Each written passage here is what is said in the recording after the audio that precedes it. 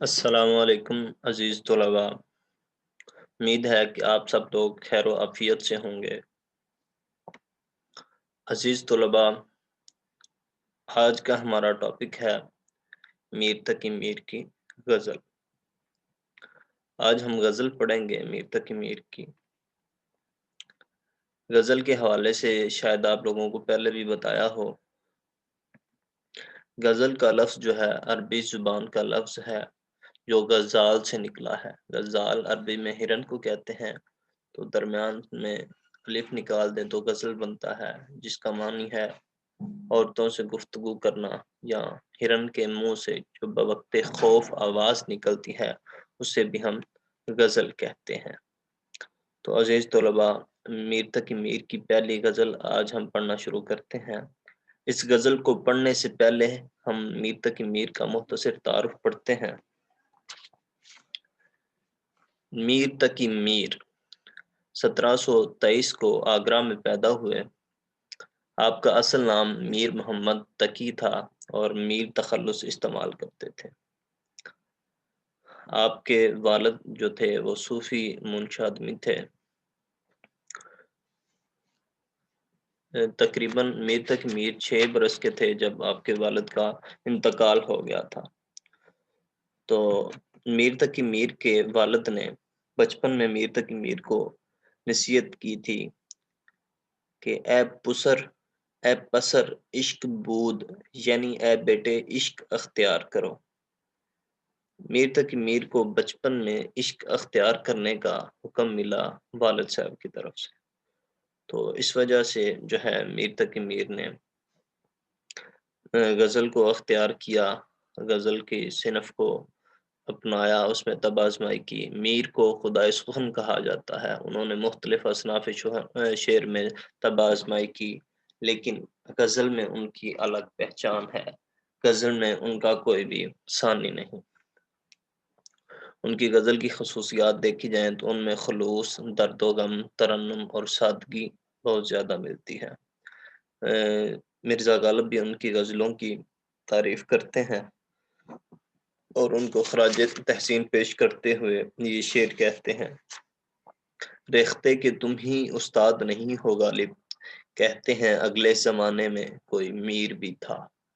یعنی اس شعر سے اندازہ ہوتا ہے کہ مرزا غالب نے بھی میر تقی میر کی غزلیات کو پڑھا، ان کی خوب تعریف سنی اور ان کی تعریف بھی کی۔ تو میر تقی میر کی تصانیف کا اگر ذکر کیا جائے تو میر تقی میر نے 6 اردو دیوان لکھے، دواوین لکھے اور ایک فارسی دیوان لکھا۔ ان کی ایک خود نوشت ہے ذکر میر۔ اس کے علاوہ انہوں نے ایک تذکرہ لکھا گات الشعراء جو بہت اہم ہے۔ عزیز طلباء، اب ہم پڑھتے ہیں غزل۔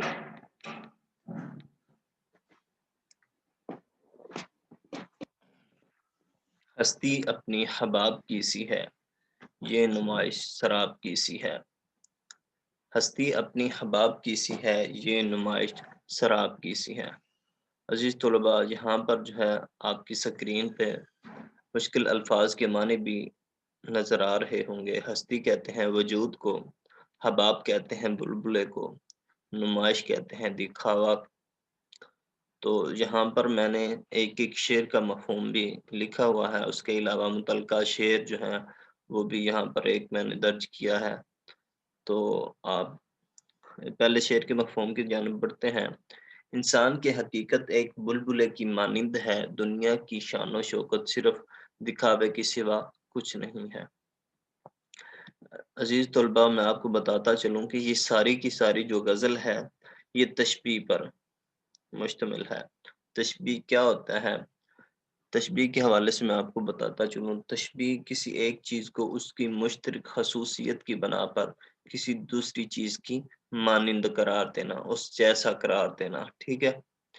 کسی خوبی یا خامی کی وجہ سے، وہ خامی بھی ہو سکتی ہے۔ مثال کے طور پر اب دیکھیں، اسامہ شیر کی طرح بہادر ہے۔ اسامہ کو شیر کے ساتھ تشبیہ دی گئی ہے، کسی کی طرح، جون، جیسے، اس طرح کے الفاظ جو ہیں وہ عام طور پر تشبیہ میں استعمال ہوتے ہیں۔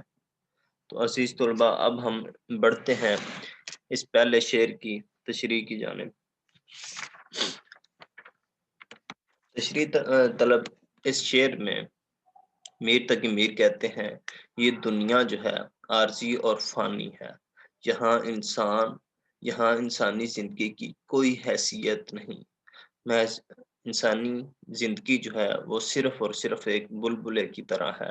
جس طرح پانی کی سطح پر ایک بلبلہ ابھر آتا ہے، ظاہر ہوتا ہے، لیکن 1-2 سیکنڈ کے بعد یا 5 سیکنڈ کے بعد وہ ختم ہو جاتا ہے، بالکل اسی طرح موت کی گھڑی آ پہنچتی ہے، انسان کو پتہ بھی نہیں چلتا۔ انسان کی یہ جو زندگی ہے اسی طرح بلبلے کی طرح بنتی ہے اور ایک مقررہ وقت کے بعد ختم ہو جاتی ہے۔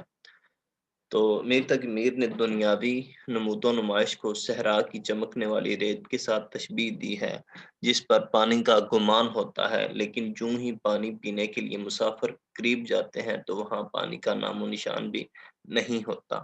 تب انہیں احساس ہوتا ہے کہ جسے وہ پانی سمجھ رہے تھے وہ محض دھوکہ ہے۔ اسی طرح انسانی زندگی اور دنیاوی شان و شوکت بھی عارضی ہے اور لمحاتی ہے، جو وقت کے ساتھ ساتھ ختم ہو جاتی ہے۔ اس پہلے شعر کا آپ لوگوں کو اندازہ ہو گیا ہوگا، دو حوالوں سے انہوں نے اس تشریح کو کرنے کی کوشش کی ہے اور بتایا ہے، دونوں اطراف سے ہم اس کی تشریح کر سکتے ہیں، ٹھیک ہے۔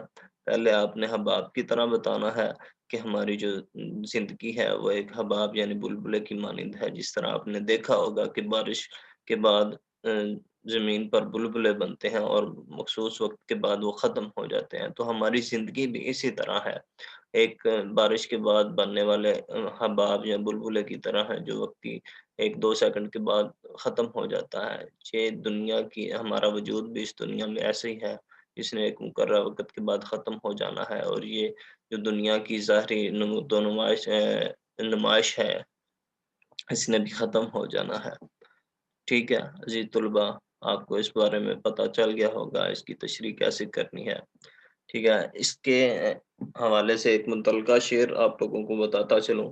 ہوا کے دوش پہ رکھے ہوئے چراغ ہیں ہم، جو بجھ گئے تو ہوا سے شکایتیں کیسی۔ عزیز طلباء، آپ کی سکرین پر جو ہے متعلقہ شعر بھی نظر آ رہا ہے، اس کو اچھے طریقے سے دیکھ لیجئے، یاد کر لیجئے۔ آپ نے اس کو تشریح میں لکھنا ہے اور درمیان میں لکھنا ہے، ٹھیک ہے، اور ایک صفحہ تک آپ لوگوں نے اس کی تشریح کرنی ہے۔ تو اب ہم بڑھتے ہیں اگلے شعر کی طرف۔ نازکی اس کے لب کی کیا کہیے، پنکھڑی ایک گلاب کی سی ہے۔ نازکی کہتے ہیں نزاکت کو، نرمی کو، لب کہتے ہیں ہونٹوں کو، لب، ہونٹ، پنکھڑی کہتے ہیں گلاب کی پتی جو ہے، کیسی کی طرح۔ تو عزیز طلباء، یہاں پر جو ہے دوسرا شعر، اس کے الفاظ کے معنی دیکھ لیتے ہیں۔ نازکی یہاں پر لکھا ہوا ہے، نزاکت، نرمی، لب، ہونٹ، پنکھڑی، پھول کی پتی، کیسی کی طرح۔ یہاں پر جو ہے مفہوم بھی میں نے ایک لائن میں لکھا ہے، اس کے ہونٹوں کی نزاکت کے کیا کہنے، بس جیسے گلاب کی پتی ہے۔ یہاں پر میر تقی میر نے اپنے محبوب کے ہونٹوں کو گلاب کی پتی کے ساتھ تشبیہ دی ہے، اور وہ اپنے محبوب کے حسن و جمال کی تعریف کرتے ہوئے لکھتے ہیں کہ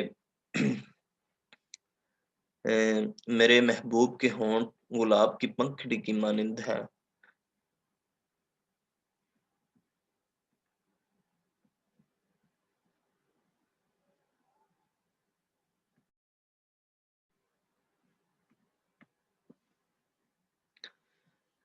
شاعر کہتا ہے، جس طرح گلاب کے پھول کی پنکھڑی نرم و نازک، ملائم اور سرخ رنگ کی ہوتی ہے، اسی طرح محبوب کے ہونٹ بھی نرم و ملائم اور سرخ ہیں، گویا محبوب حسن و جمال کا پیکر ہے۔ شعر کے مضمون سے شاعر کے جمالیاتی ذوق اور احساس کا پتہ چلتا ہے۔ شاعر کو اپنے محبوب کے لبوں میں جو حسن و جمال اور رنگینی نظر آئی ہے، وہی مماثلت اسے گلاب کے حسن میں نظر آتی ہے۔ چونکہ شاعر معاشرے کا حساس اور ذہین فرد ہوتا ہے، اس لیے اس کی نظر انتخاب پھول پر پڑی، یعنی اس نے اپنے جو محبوب کے ہونٹ ہیں ان کو پھول کی پتی کے ساتھ تشبیہ دے کر بتایا ہے کہ میرے جو میرا محبوب ہے اس کے ہونٹ اتنے نرم و ملائم اور نرم و نازک ہیں. ٹھیک ہے، تو یہاں پر جو ہے اس کے حوالے سے ایک متعلقہ شعر یہاں پر شامل کر لیں آپ. یہ آب و تب یہ آب و تاب یہ آب و تاب حسن یہ عالم شباب کا، تم ہو کہ ایک پھول کھلا ہے گلاب کا. یہ آب و تاب یہ آب و تاب حسن یہ عالم شباب کا، تم ہو کہ ایک پھول کھلا ہے گلاب کا. ٹھیک ہے، اب ہم بڑھتے ہیں جی تیسرے شعر کی طرف. تیسرا شعر کیا ہے عزیز طلبا؟ چشم دل کھول اس بھی عالم پر، چشم دل کھول اس بھی عالم پر، یہاں کی اوقات خواب کی سی ہے. تو عزیز طلبا یہاں پر اس کے مشکل الفاظ کے معنی ہم دیکھتے ہیں. یہاں پر چشم دل ہے، دل کی آنکھ. چشم آپ لوگوں کو اندازہ ہوگا، چشم آنکھ کو کہتے ہیں. عالم دنیا، یہاں اوقات حیثیت. دل کی آنکھ سے آخرت کی فکر کرو، دنیا کی حقیقت ایک خواب کی طرح ہے، خواب کی طرح. ٹھیک ہے، یہاں پر خواب آپ لکھیں، خواب کی طرح ہے. تو عزیز طلبا اب ہم آتے ہیں اس مفہوم. اس طرح ہے تیسرے شعر کا، دل کی آنکھ سے آخرت کی فکر کرو، دنیا کی حقیقت خواب کی طرح ہے. تو عزیز طلبا اب ہم بڑھتے ہیں اس تیسرے شعر کی تشریح کی جانب.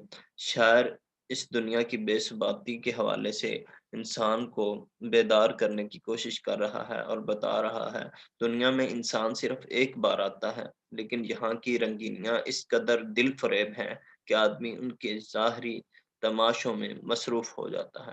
زندگی بیکار کاموں میں ضائع ہو جاتی ہے، اس میں کوئی شک نہیں کہ وہ کچھ عرصہ کے لیے زندگی کی محفلوں سے لطف اندوز ہوتا ہے، مگر موت جیسی اٹل حقیقت آ پہنچتی ہے تو سارے عیش و آرام اور مال و دولت چھین لیتی ہے.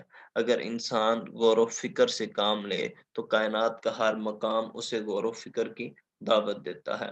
زندگی اطاعت خدا بندی میں گزاری جائے تو اس میں انسان کا فائدہ ہوتا ہے.